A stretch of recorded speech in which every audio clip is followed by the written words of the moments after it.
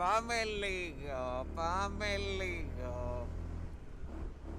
Λοιπόν, παιδιά, ένα mini vlogging βραδινό για το φίλο μου το Δρίνο.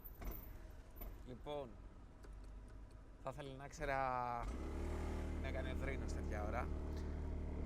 Θα αράζει μάλλον. Παιδιά, σοβαρό ερώτημα, ακούστε. Στο αιώνιο δίλημμα, κράνος, ανοιχτό ή κλειστό, εσείς τι θα διαλέγατε? Και τώρα το χειμώνα.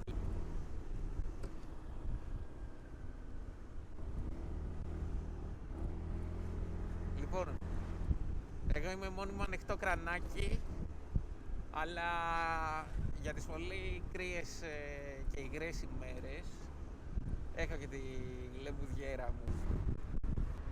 Όπως λέει ο φίλος μου ο Παναγής, έχω τη λεμουδιέρα. Ακούς πισάκας.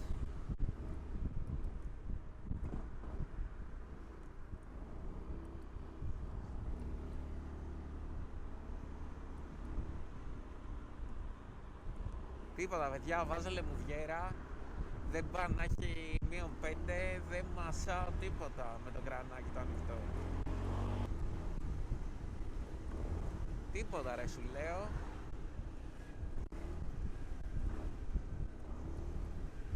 Οπότε, στο αιώνιο δίλημμα, κράνος τύπου jet, ανοιχτό δηλαδή, ή κλειστό, τι θα διαλέγατε? Εγώ θα διάλεγα ανοιχτό. Χειμώνα καλοκαίρι, ξεκάθαρα. Δρίνο, ακούς? Φοράς ένα τζετάκι και είσαι άρχοντας. Λοιπόν, φιλιά.